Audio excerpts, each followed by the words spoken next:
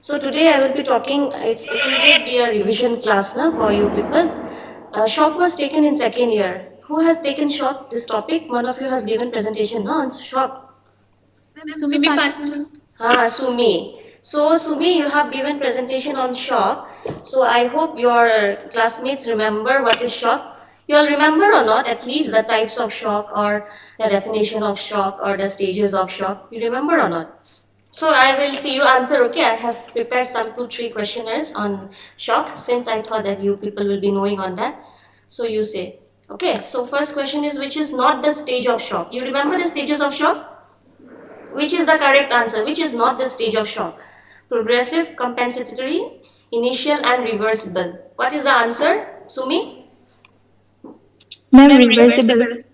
This reversible is not a stage of shock. What is the other stage? Other stage of shock? That is known as. It is known as irreversible. Okay, initial, compensatory, progressive, and irreversible. The 4 stages of shock. Next question is, which is not the type of shock? Sorry, the question is there is some mistake. No? Which is not a type of shock? Cardiogenic, hypovolemic, anaphylactic, and aseptic. Which is not a type of shock? Aseptic. Aseptic. Septic shock is there? Aseptic. Yes. Okay. Third is most common type of shock, which we see in general. Cardiogenic, hypovolemic, anaphylactic. Which is the most common type of shock? Ma'am, hypovolemic. Yes. In general, the most common type of shock is hypovolemic. But when you people had posting in ICU, na? Cardiogenic. No. Cardiogenic. No. ICU posting you No, will get. ma'am. So generally patients Ma'am, who are please subgroup has admitted. finished. Okay, generally patients who are admitted in ICU, na, most common type of shock which is seen in ICU is septic shock, okay. But in general, if they ask you which is the most common type of shock, it is hypovolemic shock. Hypovolemic, next comes cardiogenic, okay. But in ICU settings and all, if they ask you which is the most common type of shock which is seen in ICU critical care unit, it is septic shock, okay. So next is shock results from decreased blood flow to tissues, increased blood flow to tissues, adequate perfusion, or which one? Which is the answer? Shock results from decreased blood flow to tissues, okay? That is the correct answer. And last is, which is not the cause of cardiogenic shock. CHF, congestive heart failure, pulmonary embolism, spinal cord injury, and cardiomyopathy. Which is not a type of cardiogenic shock among all these? Can you tell me?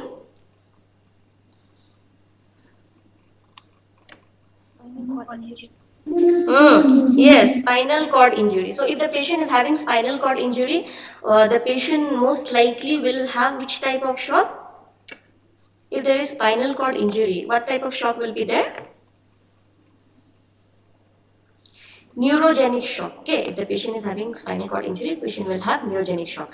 Otherwise, this heart failure, pulmonary embolism, cardiomyopathy will all, they are all the causes of cardiogenic shock.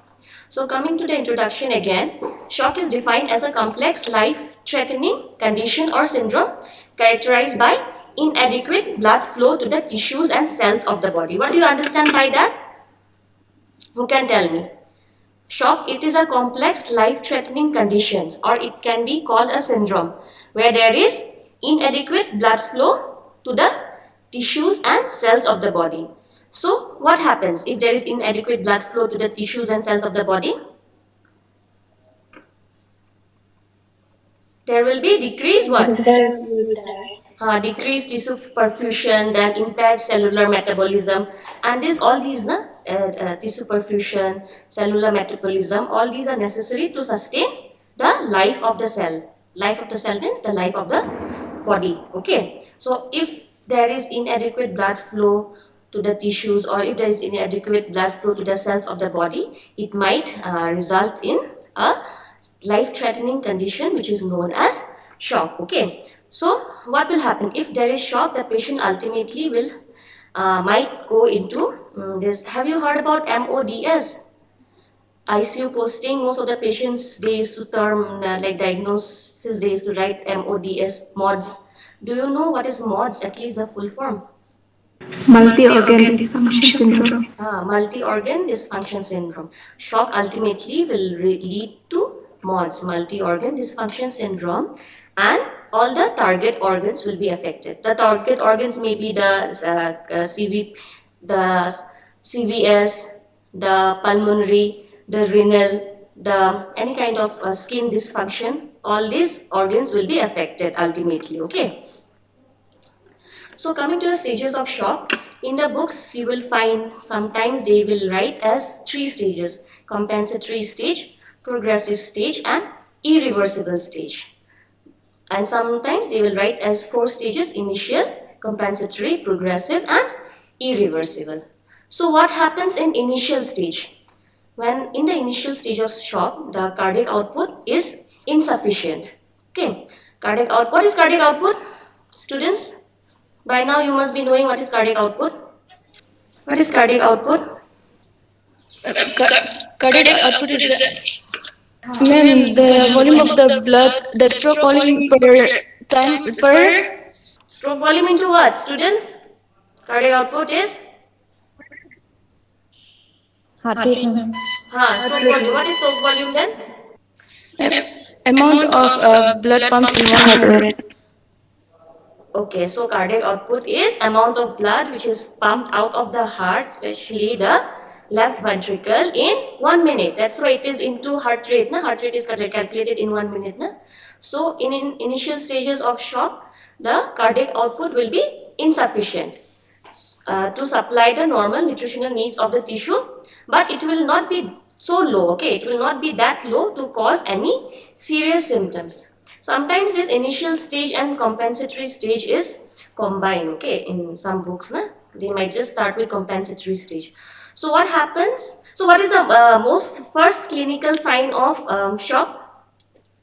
How will you know the patient is having might be going into shock?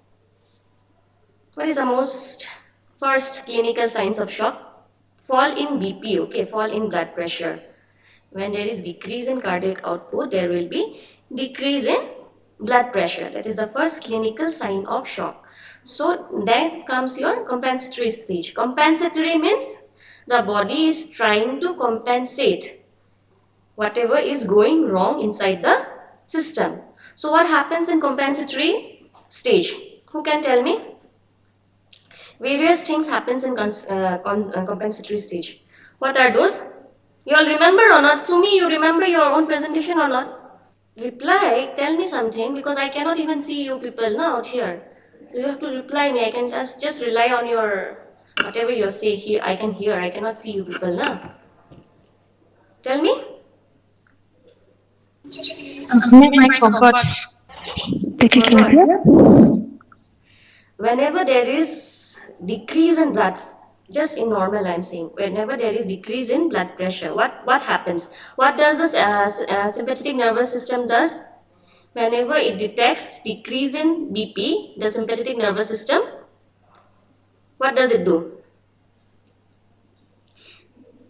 How is the sympathetic nervous system activated? You remember or not the baroreceptors, which is present in the carotid and the this aortic bodies, na?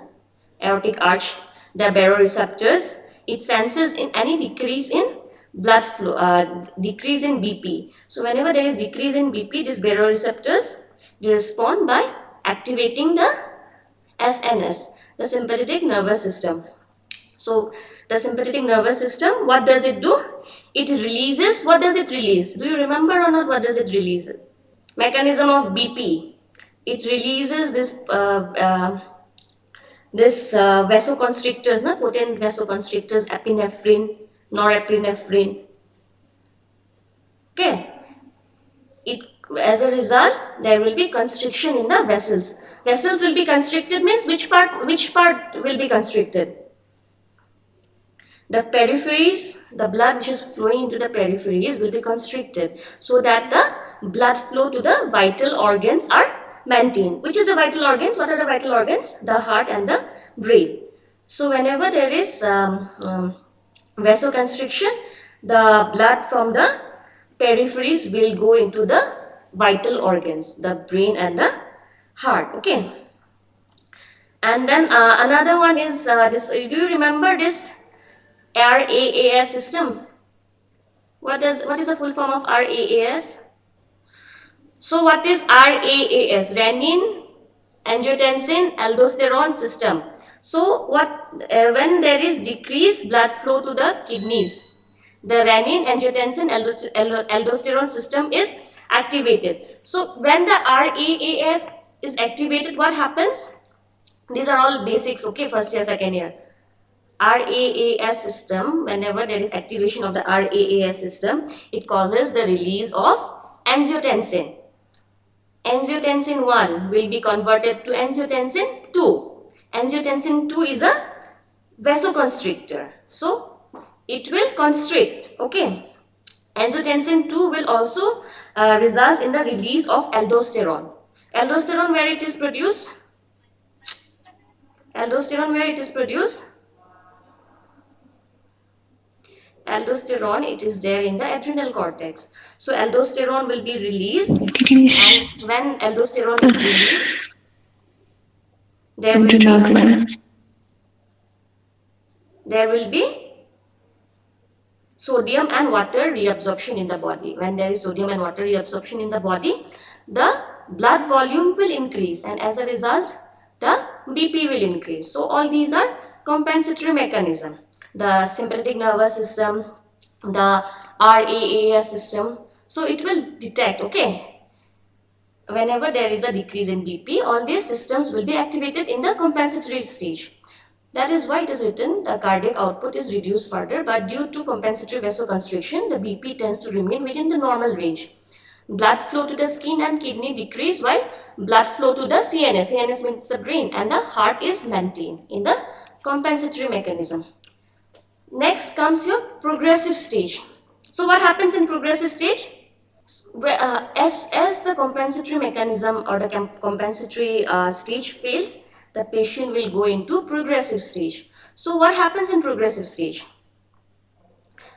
If we do not give proper intervention during this progressive stage, the patient will again further go into multi-organ dysfunction. Okay. So whenever there is decreased cellular perfusion and altered this capillary permeability, what will happen? There will be, if there is altered capillary permeability, what will happen? Students? The fluid, the proteins will be leaked into the interstitial tissue, and the patient will have generalized edema. What is generalized edema known as? Anasarca. Okay. Because of altered capillary permeability, the patient will go into generalized edema, which is known as anasarca. And even the kidneys, there might be some tubular ischemia in the kidneys, and the kidneys will go into ARF, acute renal failure, okay, in the progressive stage. So the unfavorable changes becomes more and more resulting in apparent falling of BP, increased vasoconstriction, increased heart rate, and oliguria. Oliguria because the patient is having ARF, acute renal failure, because of tubular ischemia. Because blood flow to the non-vital organs are stopped. That is why the kidneys might go into tubular ischemia. If compensatory mechanisms are unable to cope with the reduced output, shock becomes progressively more severe, and then it will pass into irreversible stage. What is another name of irreversible stage?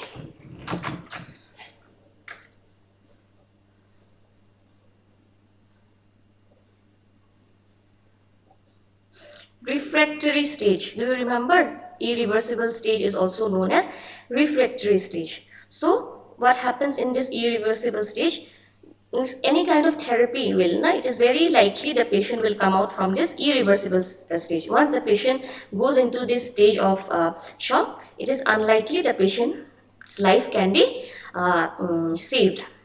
The BP will decrease, fluid transfusion may be restored. Only if there is fluid transfusion given to the patient, it will only restore the patient's BP, but ultimately the patient will go into death. Okay, so there are 3 or 4 stages: initial stage, then compensatory stage, progressive stage, and irreversible stage. Many things occurs in compensatory stage and the progressive stage. Compensatory stage, the SNS will be activated, the RAAS will be activated, and vasoconstriction occurs. Okay, and once in compensatory stage it cannot maintain, the patient will go into progressive stage. Different things occurs in progressive stage, starting from the cardiovascular. What will happen in progressive cardiovascular system? What will happen? Decrease in cardiac output, will patient will have tachypnea, patients might have altered mental status. Okay, patient might also have some problem in the myocardium, patient might have MI. Okay, then what happens in GI in progressive stage? Gastrointestinal, what happens there? If there is decreased blood flow to the GI system, what will happen? The mucus lining, it used to produce that mucosa. The mucus lining produce that mucosa, it will not produce mucosa. And if mucosa is not produced in the GI system, the patient will go into ulceration. Okay, patient might have ulceration in the stomach. Okay, the bacteria which are present in the stomach might flow into the bloodstream. Okay, then what happens? There is another term which happens in progressive stage. Have you heard about DIC? DIC, disseminated intravascular coagulopathy. Because there is alteration in the this hematological system, the patient might have DIC, okay, in progressive stage. Especially the patients who is having hypovolemic shock and all, the patient might have, because of trauma, the patient might go into DIC, okay. And in renal, I told you the patient might go into ARF and all, okay. So you'll be able to write what are the stages of shock. You read once again from the books, okay, the stages of shock. Now coming to diagnostic evaluation. Most important for shock, which is most important? Thorough history and physical examination. In history, what you will ask? What you will see? Medical history, history of trauma, if the patient is having any loss, fluid loss, blood loss, okay. Then physical examination, how is the patient's condition? Physical examination, what you will see? Physical examination, what you will see? Head to toe physical examination for a patient who is having shock. Tell me. Vitals, for what it will be? Vitals, patient will have decreased BP, patient will be tachypneic. Then patient might be tachypneic, patient might be bradypneic. Then patient might have tachycardia. Then if the patient is on, Paleness of skin. paleness, clammy, cold, clammy skin. You see the physical examination from the book properly. Okay, then last, blood investigations are also done. Complete blood count to see the hematocrit level, the hemoglobin level, cardiac markers in case of cardiogenic shock. Okay, cardiac markers, troponin and all, CPK, MV, all these will be raised. Glucose also is seen. Then serum electrolytes will be altered. Okay, sodium, potassium, all these will be altered. KFT, kidney function test, urea, creatine will be increased because the patient's renal, there might be problem in the renal system. The patient might have ARF, so KFT will be increased. Then LFT. Why LFT is seen? Because in progressive stage of shock, the liver is also injured. So what is the function of the liver? If the liver is not working properly, what will happen? What will be raised? Bilirubin level. Patient might have jaundice, bilirubin will be raised. Then enzymes will be raised. Okay, so LFT is also seen. Then ABG, arterial blood gas is seen. Then cultures. In case of septic shock, to see because of what bacteria the patient is going into shock, cultures are taken. Then DIC screening. In DIC screening, patients platelets, then patients prothrombin time, then fibrinogen, all these are altered. Okay, so to check whether the patient might have any form of DIC screening is done. This is blood screening only, okay, where the patient's coagulation profile is checked. Okay, urine test. Urine test specifically, the specific gravity will be increased if the patient is going into shock. Then ECG for cardiogenic, patient might have arrhythmias. Chest X-ray, there is pulmonary congestion in the patient. Then chest X-ray will be, in the chest X-ray you will see. Then continuous cardiac and hemodynamic monitoring. Cardiac monitoring means heart rate, pulse, BP, SpO2. Then hemodynamic monitoring means apart from these, we'll have CBP, central venous pressure monitoring, and arterial pressure monitoring. Normal CBP is how much? Normal CBP is how much? That last class only I have told you. How much is a normal CBP? CVP is there in your practicals, okay? CVP, central venous pressure monitoring. CVP is measured in two ways. One is by manometer method. Manometer, have you seen those people, which group has been posted in ICU? Have you seen the manometer method of monitoring CVP? At least the, if not the monitor, huh? Yes? Huh? Yes, ma'am, Both you saw. Monitor, one is monitor. In the monitor, we see the CVP, and one is manometer. Okay, that manometer, that which is put near the patient's bedside. One stick kind of thing, glass kind of thing. Mercury level is there, which goes up and down. Have you seen that? It is there in. They used to use in ICUs. Two methods of checking CVP. Okay. In the monitor, we can check with the help of, what is that method called? Well, we check the CVP with the help of monitor. Last year also I've taken this class, hemodynamic monitoring. What is that method called? Where doom set is there, doom stand is there. All those, You tell me, I will ask again. Okay, so normal CVP is how much? 0 to 8 Centimeter water, mercury, or what? centimeter cube.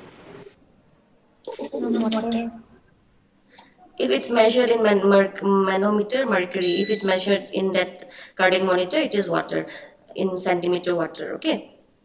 So, if we will know, if we check the CVP of the patient, if the patient is having very low CVP, which happens in patients who are having hypovolemic shock, that means the patient needs fluid resuscitation. Okay. And if the CVP is very high, means excess fluid has been given to the patient. Okay, which has to be stopped. If patient is having excess fluid in the body, the patient will go into heart failure. Okay, so too less fluid also is bad for the patient. Patient will go into shock. Too much of fluid also is bad for the patient. Patient will go into heart failure. That is why hemodynamic monitoring is very much necessary for the patients who are having or who might be going into shock. Okay. Coming to the types of shock. This hypovolemic, cardiogenic, neurogenic, septic, anaphylactic. Because of low blood in the body, which types of shock happens? Can you tell me? If there is low amount of blood in the body, which type of shocks happen? hypovolemic shock. Hypovolemic shock and cardiogenic shock because of low amount of blood in the body. Okay, and if there is maldistribution of blood of fluids in the body, these three will happen. Okay, neurogenic, septic, and anaphylactic shock will happen.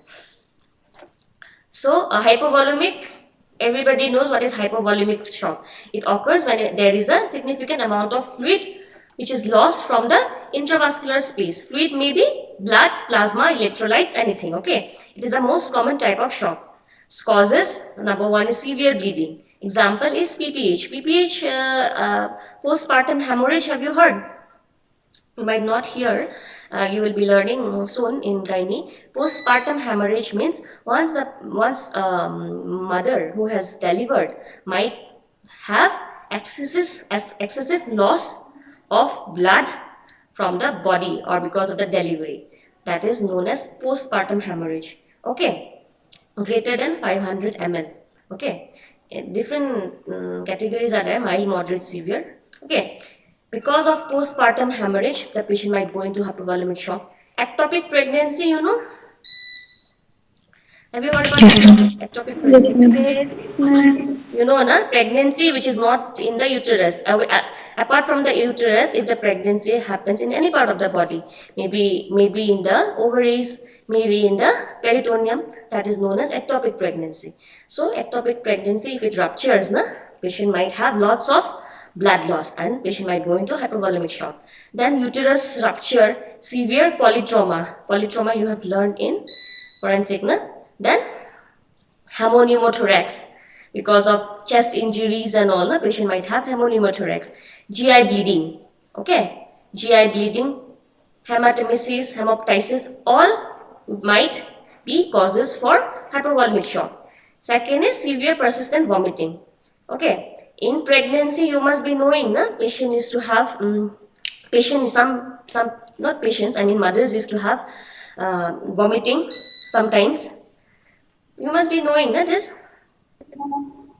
Yes, that ma'am. is known as excessive vomiting during pregnancy is known as hyperemesis gravidarum. Hyperemesis gravidarum. Okay, gravidarum means during when the patient is when the mother is pregnant. Na? Gravida you know, na? When the uterus is full is known as gravida. Okay, hyperemesis means excessive vomiting.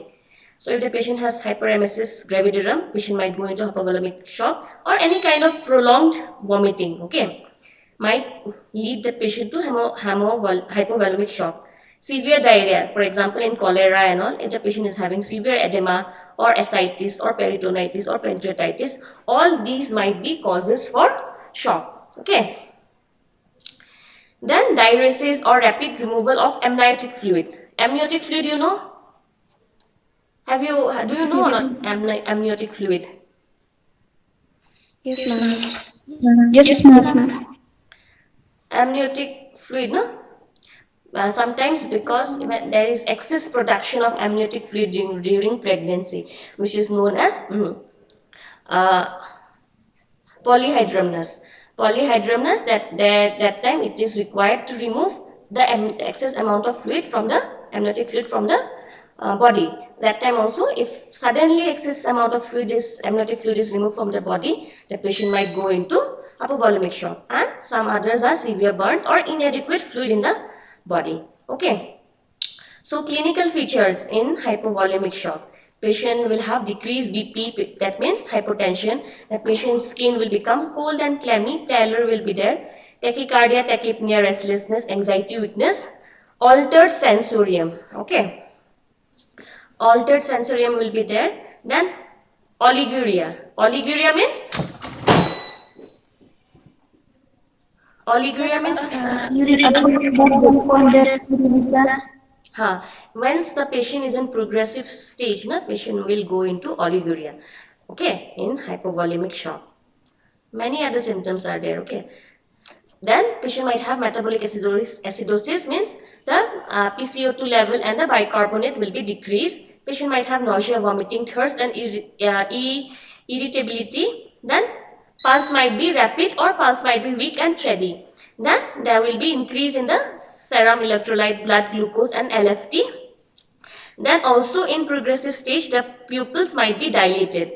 Okay, and there will be less response to light and our respiratory rate will be increased greater than 20 beats per minute and it will be shallow. All this happens in progressive stage, cyanosis. Okay, then ultimately the patient will have anuria and renal failure, unconsciousness and unresponsive to pain. All these in irreversible stage. Okay. So what is the pathophysiology of hypovolemic shock? So once the patient have hypovolemia, there will be hypovolemia means less amount of fluid in the body. So there will be decreased venous return. and there is no fluid, where will be the venous return also will be decreased. So if there is decreased venous return, there will be decreased preload, and then this decreased preload will lead to decreased cardiac output. And when, as we all know, when there is decreased cardiac output, obviously the blood pressure will be decreased. So the patient will have hypotension, and whenever there is hypotension, there will be failure of the tissues to perfuse, and hypoxia will be present.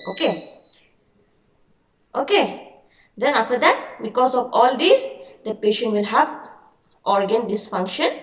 Ultimately the patient will go into MODS, multi-organ dysfunction syndrome, or MOF also we call, multi-organ failure. Okay, ultimately in the later on stages, the patient will go into all these problems. Okay, so this is very easy. Pathophysiology of hypovolemic shock is very easy. Okay, hypovolemia, because of any kind of whatever causes I have told, any kind of causes, patient might have hypovolemia, then patient will go into decreased venous return, which ultimately will lead to decreased cardiac output, and decreased cardiac output will lead to hypotension, and ultimately there will be failure of the tissues to perfuse. And if there is failure of the tissues to perfuse, there will be tissue hypoxia, means less amount of oxygen present in the tissues. So if there is no oxygen, obviously the organ will go into dysfunction, and ultimately it will go into multi-organ failure. Okay,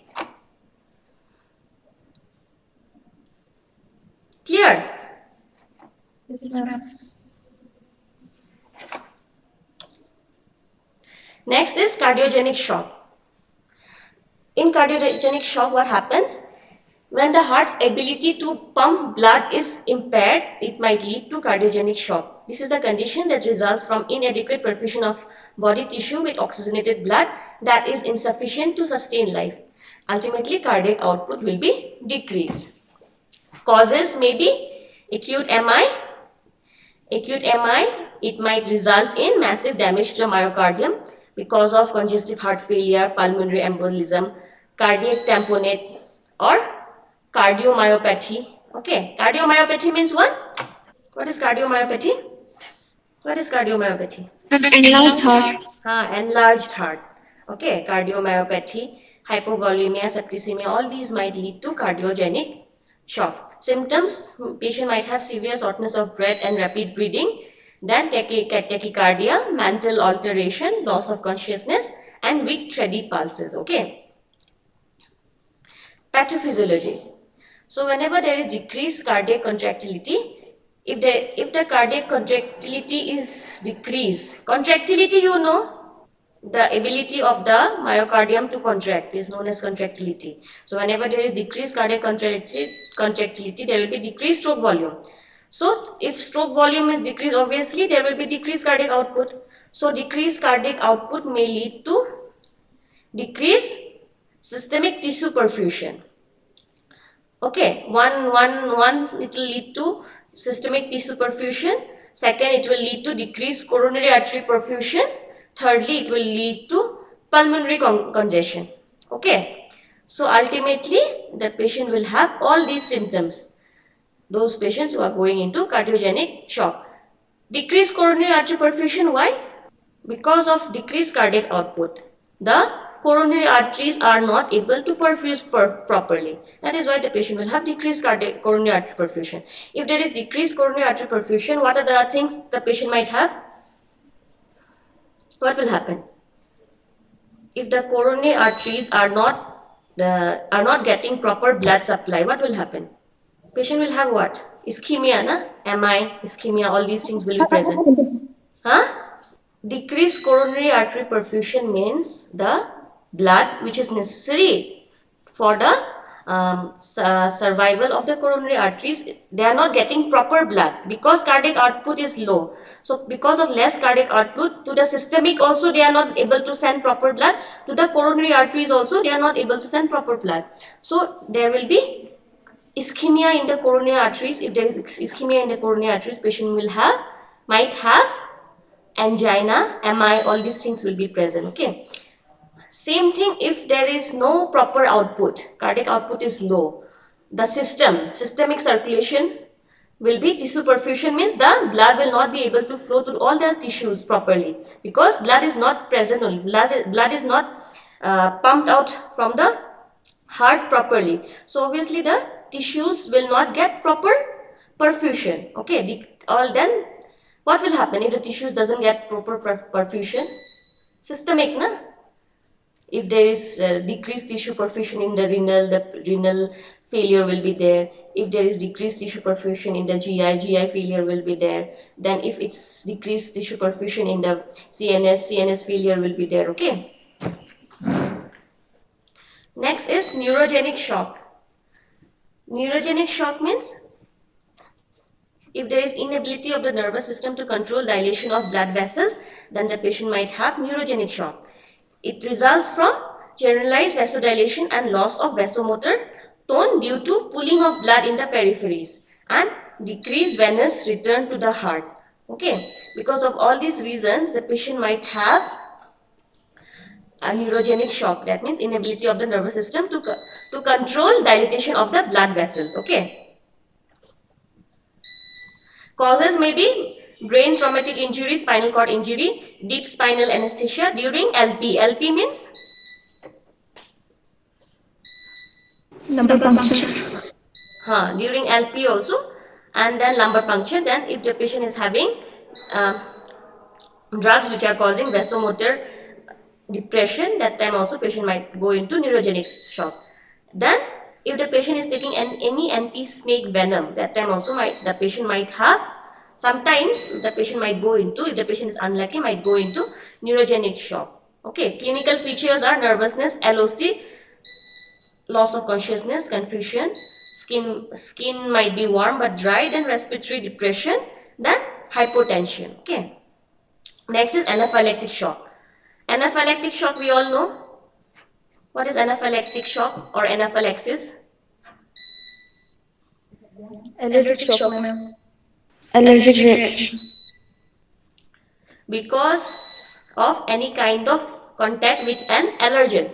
Okay, the patient might have hypersensitivity, which might be a life-threatening condition. Okay, suppose for example, if the patient might have allergic reaction to drugs such as penicillin or radio contrast during any kind of radiological procedures, even coronary angiography, angioplasty and all, contrast is given, that time also it might lead to a anaphylactic reaction. Even lignocaine also might lead to anaphylactic reaction. Do you know that? That is why we used to do the LA, local anesthesia test. Especially, I think some of you must be posted in Opthal, na? Yes, ma'am. Opthal, have you given LA test to patients? Because most of the No, ma'am, opthal not yet. procedures are under local anesthesia, na? No, ma'am. So most patients, na, they used to give local anesthesia test. Okay, because even local anesthesia like lignocaine and all, no, patient might be allergic and patient might go into anaphylactic shock. Okay, anesthetic drugs, then iron injectables. Can you tell me iron injectables? What are those? Medicine posting and all. Have you seen or not? Iron injectables they are giving. Can you tell me? Any one of you? You see, you tell me. I will ask you in the next class.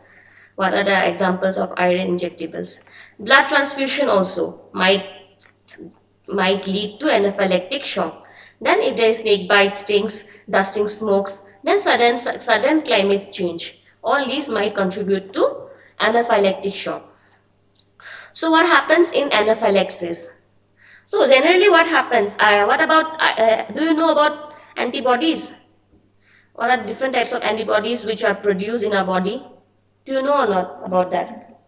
Especially IgE. Yes. IgE, what is IgE? Whenever we are allergic to any allergens, this is produced in excess amount in the body. Okay. So if there is any antigen which attacks the body, the B cells, the IgE antibody will be activated and which will bind to the surface of the cells and calcium influx will take place which will release chemical mediators. Some chemicals will be released and it will affect the lungs or the heart and the skin. So in the lungs, what will happen? What will happen in the lungs? In the heart, what will happen? Patient will have what symptoms in the heart, in the lungs, and in the skin? At least skin, you know, na, what will happen if the patient is having anaphylaxis? Ma'am, rashes. Rashes and what else? Color changes. In the lungs, what will happen? Coughlessness. Vasopulmonary congestion will be there, vasoconstriction will be there, na? That the alveolus will be constricted. So, what is the treatment for anaphylaxis? Hmm? Treatment. What is, as soon as the patient has anaphylaxis, what do we do? Tell me, I will end the class now. Ma'am, drug avail administration. Avail and one more? Epinephrine. Epinephrine.